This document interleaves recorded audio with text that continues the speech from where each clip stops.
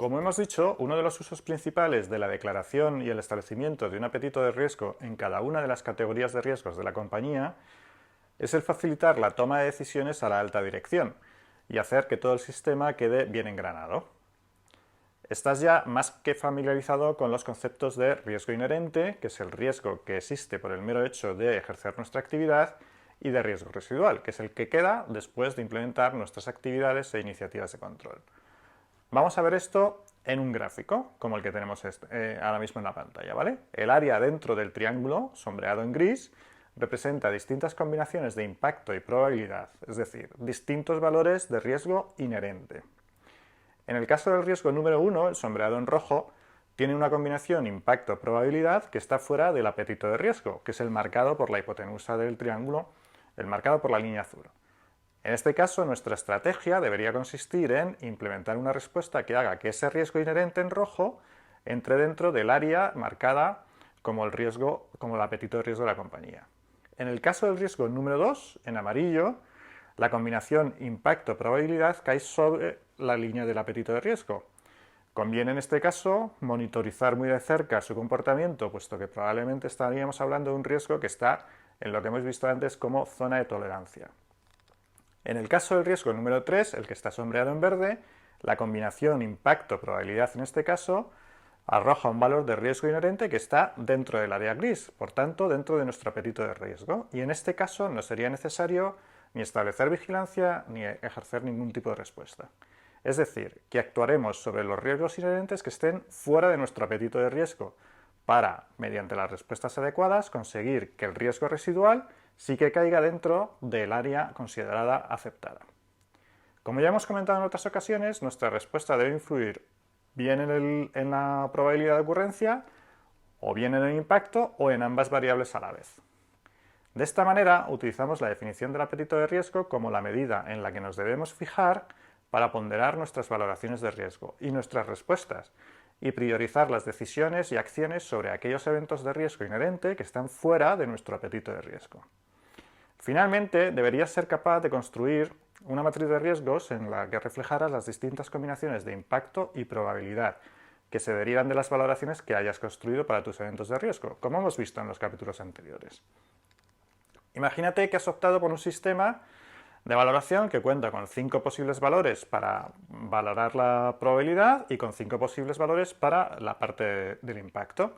Por tanto, tendrías una matriz de 5 por 5, como vemos en la imagen. Y ahora piensa cómo has definido tu apetito de riesgo, por ejemplo, en la categoría de riesgos operativos. Digamos que tu empresa está dispuesta a asumir determinados riesgos y fallos en los procesos para poder conseguir sus objetivos. De todos modos, es que no hay más manera, ¿vale? Y que, sin embargo, quiere mantener un perfil de riesgo moderado. Si esto lo traducimos a números, podríamos pensar que os sentís cómodos con riesgos que no superen el valor 6, ¿vale? Es decir, que todo aquello que tenga un valor 6 o menor como riesgo inherente, lo aceptáis sin tener que tomar ningún tipo de acción.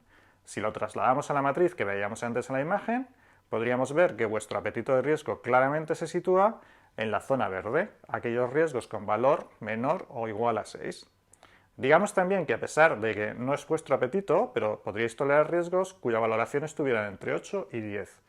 Una vez más, lo vemos en la matriz, marcaríamos esta zona como naranja y aquí estarían vuestros riesgos en la zona de tolerancia.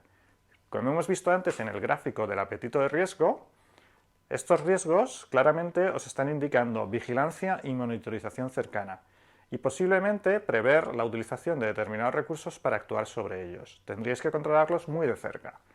Y por último estarían aquellos riesgos cuyo valor no estáis dispuestos a asumir y que por tanto son los que demandan las respuestas más urgentes y más contundentes.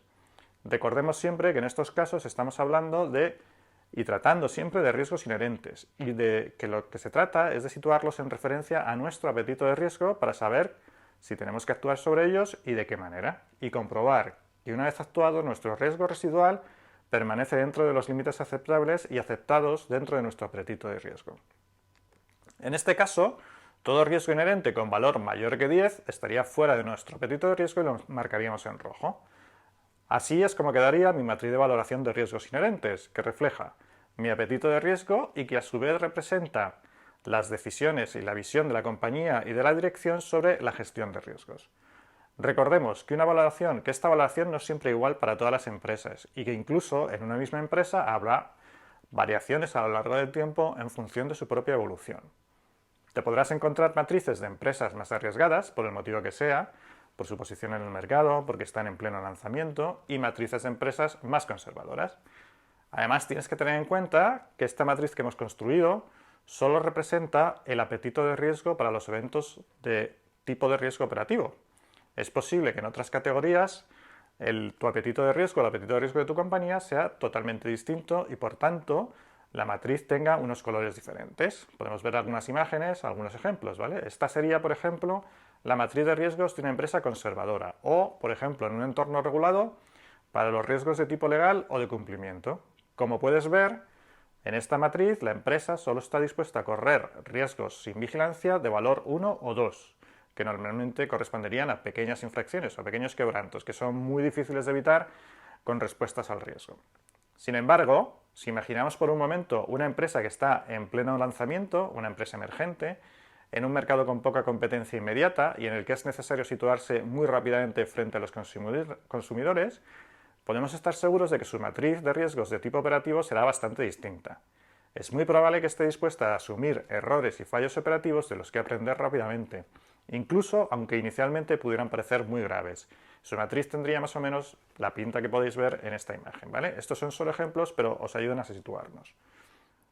Hacemos un resumen de los conceptos más importantes de este capítulo. Hemos empezado viendo lo que era el apetito de riesgo y además hemos visto los conceptos de tolerancia y capacidad de riesgo. Acuérdate de los ejemplos que hemos puesto sobre la inversión, la gestión de un portfolio de tarjetas de crédito y el ejemplo sobre las cervezas y las copas. Después hemos visto algunas pistas sobre el rol que juega la definición del apetito de riesgo, de cómo se debe articular su definición, su aprobación y su comunicación, y de cómo debe servir de referencia para otros terceros interesados en la compañía. Hemos hecho hincapié en los dos enfoques que puedes utilizar para definirlo y alinearlo, el top-down y bottom-up. También hemos hablado de las DAR, las declaraciones de apetito de riesgo, que si recuerdas eran esas frases o documentos en los que las compañías expresan, generalmente de manera cualitativa, cuál es su enfoque sobre la gestión de riesgos y cuál es su apetito de riesgos en cada una de las categorías que han identificado y que afectan a su compañía. Veíamos que había compañías reguladas que estaban obligadas a tener este documento y que era recomendable, sin embargo, que existieran en todas las entidades. En el apartado de apetito de riesgo y toma de decisiones hemos explicado una de las aplicaciones más importantes del establecimiento del apetito de riesgo, con el gráfico de los 3 riesgos inherentes.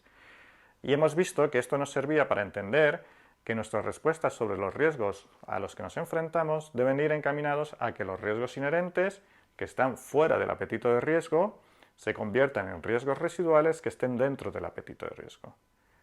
Y por último, hemos visto la construcción de matrices de riesgo utilizando la definición de apetito de riesgo y las combinaciones de impacto y probabilidad que habíamos visto